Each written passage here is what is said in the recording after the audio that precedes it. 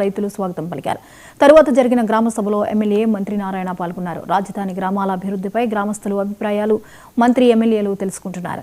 కోట్లాది రూపాయల ఖర్చుతో గ్రామాల్లో మౌలిక వసతుల ఏర్పాటుకు ప్రభుత్వం సిద్ధమైనట్లు మంత్రి నారాయణ చెప్పారు. రాజధాని గ్రామాల్లో సుమారు 900 కోట్ల ఖర్చుతో మౌలిక వసతుల ఏర్పాటుకు సంకల్పించినట్లు నారాయణ చెప్పారు. ల్యాండ్ పూలింగ్ సమయంలో ఇచ్చిన హామీలన్నీ నెరవేరుస్తామని రైతులు గ్రామస్తులకు మంత్రి నారాయణ హామీ ఇచ్చారు.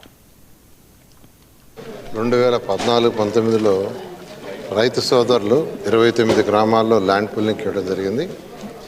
అప్పుడే ఆ గ్రామాల్లో ఉన్న ఆ రైతు సోదరులందరూ శాసనసభ్యులు శ్రావణ గారిని అప్పుడు అడగటం, మా గ్రామాలు కూడా రోడ్లు డ్రైన్స్ అవన్నీ డెవలప్ చేయమంటే ఇప్పుడు ముఖ్యమంత్రి గారికి చెప్పడం, ముఖ్యమంత్రి గారు ఈ యొక్క ల్యాండ్ పూలింగ్ తీసుకొని ల్యాండ్ పూలింగ్లో ఏదైతే ఇన్ఫ్రాస్ట్రక్చర్ ఇస్తున్నారో రోడ్లు కానీ డ్రైన్స్ కానీ అండర్గ్రౌండ్ డ్రైనేజ్ కానీ డ్రింకింగ్ కానీ అదేవిధంగా గ్రామాల్లో కూడా చేయమని ఆ రోజు ఆదేశించారు.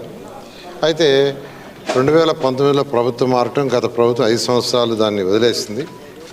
అయితే ఈ ప్రభుత్వం వచ్చిన తర్వాత ఇప్పుడు అమరావతిలో క్యాపిటల్ సిటీలో 320 కిలోమీటర్ల ట్రంక్ రోడ్స్, 1500 కిలోమీటర్లు లేఅవుట్స్ రోడ్స్ వర్క్స్ ఎంతో వేగవంతంగా స్టార్ట్ అయినాయి. వాటన్నిటికి కూడా లెవెల్స్ ఫైనలైజ్ చేశారు. ఇన్ని రోజులు యాక్చువల్గా విలేజ్ల్లో ఎందుకు స్టార్ట్ చేయలేదంటే ఒకటే శాసనసభ్యులు చెప్పారు చేసేది పర్ఫెక్ట్గా చేస్తాను సార్, తొందరపడి అటెంట్ వద్దంటే సరే అవన్నీ లెవెల్స్ అయిన తర్వాత దీన్ని ఎందుకంటే ఒకవేళ అది హైట్లో ఉండి విలేజ్లో కానీ డౌన్లో రోడ్లో ఉంటే నీళ్ళని లోపలికి వస్తాయి విలేజ్లోకి.